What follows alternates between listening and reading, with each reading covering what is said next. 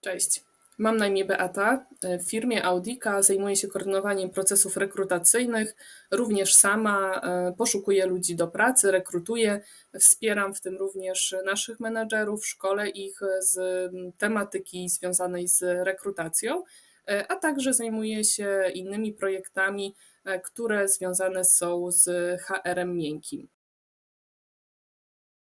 Firma Audika oferuje pacjentom bezpłatne badania słuchu oraz umożliwia zakupienie dopasowanych aparatów słuchowych.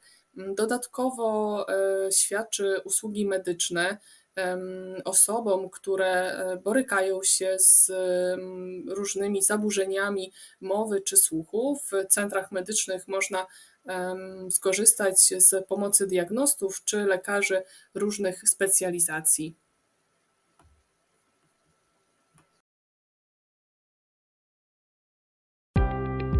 Obecnie pracujemy w systemie mieszanym. Po pandemii większość naszych pracowników zdecydowała się wrócić do pracy w biurze, jednak jest też część pracowników, którzy zdecydowali się pracować w systemie hybrydowym.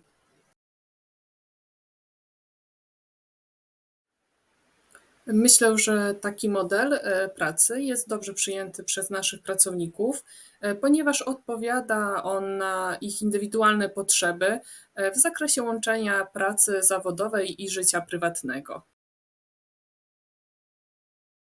Według mnie taką równowagą między życiem zawodowym a prywatnym może być to, że wykonujemy pracę, która daje nam satysfakcję, którą lubimy, która nie wywołuje w nas jakiegoś nadmiernego stresu.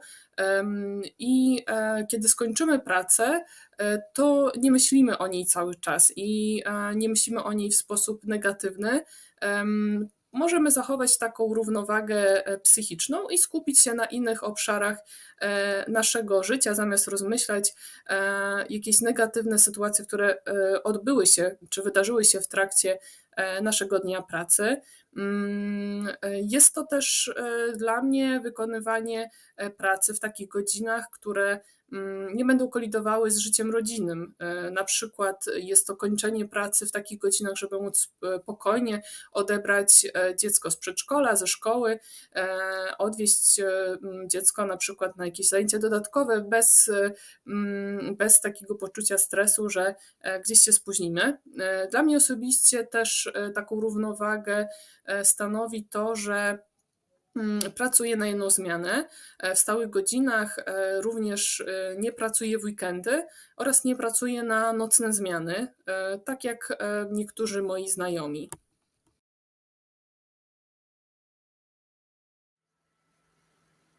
Myślę, że wspierające ze strony naszego pracodawcy jest to, że możemy dostosować godziny pracy do naszych potrzeb, do naszego życia rodzinnego. Oczywiście z zachowaniem odpowiedniej liczby godzin, którą powinniśmy poświęcić na pracę. W naszym przypadku jest to 8 godzin dziennie. Takim dodatkowym wsparciem jest również to, że możemy korzystać z benefitów. Między innymi jest to możliwość korzystania z karty sportowej, która umożliwia nam wejście do różnych obiektów sportowych, przez co możemy odpocząć po pracy, zrelaksować się i zadbać również o swoją kondycję i fizyczną, i również psychiczną.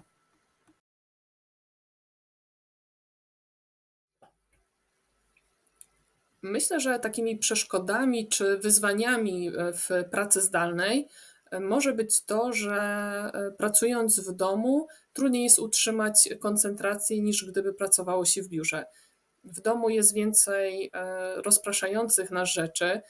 Ode mnie wymagało to także zorganizowanie odpowiedniego miejsca do pracy.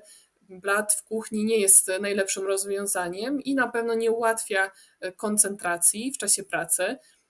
I co nie było też łatwe ze względu na to, że metraż mojego mieszkania nie jest zbyt wielki. Zdarzało się także, że pracowałam dłużej niż powinnam. Miałam dostęp do komputera, do danych, a wiadomo, w pracy zawsze jest coś, co jeszcze można zrobić. I czasami trudniej było zachować taką zdrową granicę między zakończeniem pracy a rozpoczęciem takiego życia prywatnego. Praca zdalna zdecydowanie wymaga więcej samodyscypliny i dobrej organizacji własnej pracy, ponieważ przebywając w takim prywatnym otoczeniu, czujemy się bardziej swobodnie.